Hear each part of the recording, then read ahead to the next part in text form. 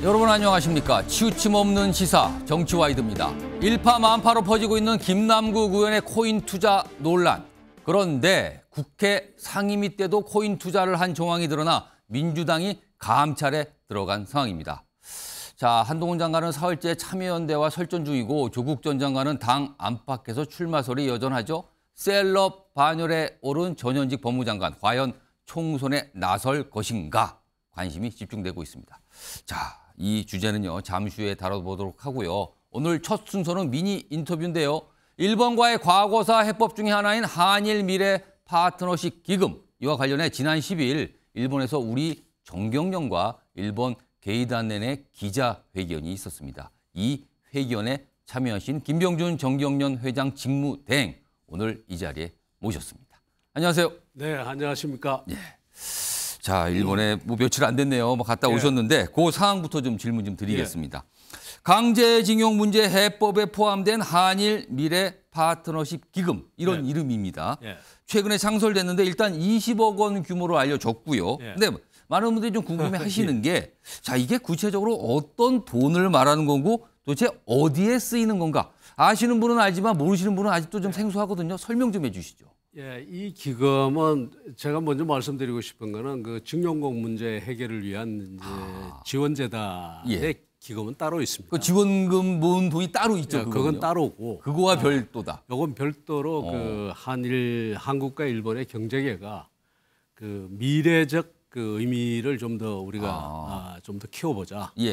그렇게 해서 민간 영역에서 이제 따로 이렇게 만든 기금입니다. 지금 일본이 1억엔, 우리가 10억 원을 출연해서 지금 이제 시작을 하는데, 대략 그럼 우리 돈으로 하면 20억이 조금 더 되겠네요. 20억 정도 되는데 이 돈은 사실 시드만입니다. 재단 설립을 위한 시드만이고, 그다음에 이제 설립을 하고 난 다음에 우리가 이제 설립을 마치고 그 사업을 제대로 계획하고 하면은 이제 그다음부터 민간이 이제 뭐 어떻게든 얼마가 되든 민간 참여를 저희들이 좀 그 요청을 하려고 그럽니다. 그럼 기금의 한도는 없는 거네요? 이건 뭐 이렇게 어떤 목표 정하고 날짜 정해가지고 언제까지 무엇을 완수하자 이게 아니고 쭉 그 들어오는 대로 들어오고 또 하는 대로 일을 하면서 결국 한일 관계가 좀 미래적 의미를 가지고 발전할 수 있도록 그렇게 하자는 이야기입니다. 그럼 구체적으로 어디에 쓰인다는 계획도 나와 있습니까 지금?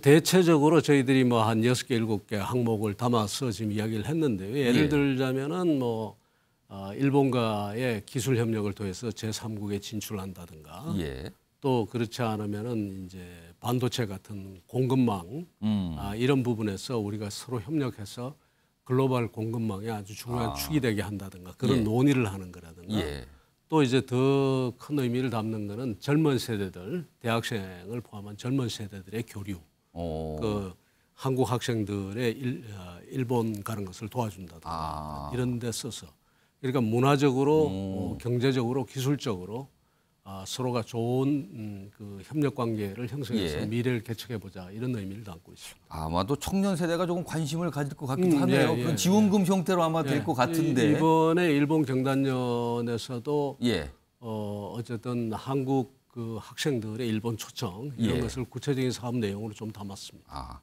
자, 그런데요.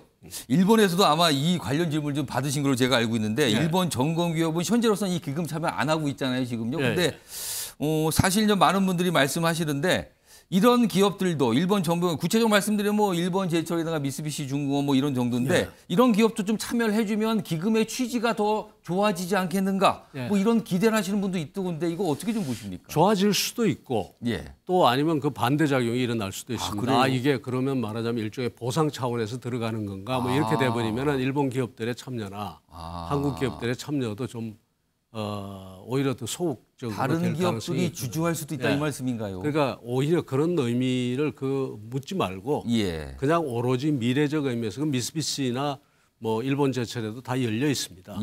그래서 그분들이 직접 출연을 하든 간접 출연을 하든 다 이제 마찬가지인데 굳이 말하자면 그런 이야기를 너무 하지 말고 우리가 그 미래를 우리가 새롭게 열어간다는 의미에서 서로 협력하자 뭐 이런 정도로 되어 있습니다. 전범기업 참여를 너무 강조하다 보면 이게 오히려 조금 약간 이상한 분위기가 될 수 있다 이 말씀인 걸로 자꾸 보이네요. 이제 미래적인 의미를 좀 더 예. 키우려고 하는데 자꾸 이제 과거 이야기가 너무 많이 나오게 되는.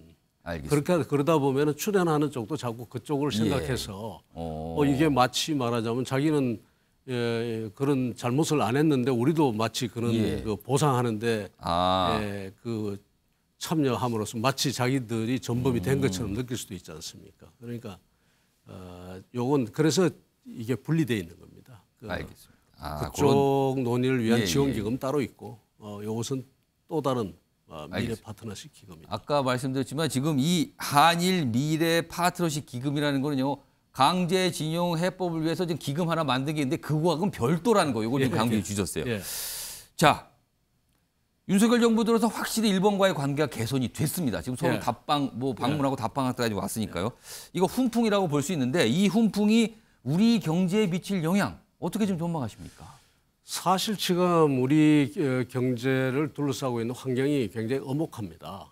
지금 공급망이 와해가 되고 있고 세계 각국이 지금 일종의 또 보호무역주의적인 그런 자세가 더 강화되고 있고 또 그러는 가운데 글로벌 분업 체계도 지금 굉장히 바뀌고 모두 어렵거든요. 이럴 때 또 기술 혁신은 가속화되고 있고 이럴 때 일본하고 우리가 기술 혁신 부분에서 힘을 합친다면 더 훨씬 더 좋은 기술을 가지게 되겠죠. 또 그다음에 반도체 같은 게 대표적이겠습니다만은 일본의 소부장 그 반도체에서의 그런 영역과 한국의 대량 생산 역량이라든가 이것이 결합을 하면은 그야말로 변함없이 우리가 세계의 그 반도체 공급망의 축으로서 존재할 수가 있고 그러니까 협력할 부분이 너무 많다.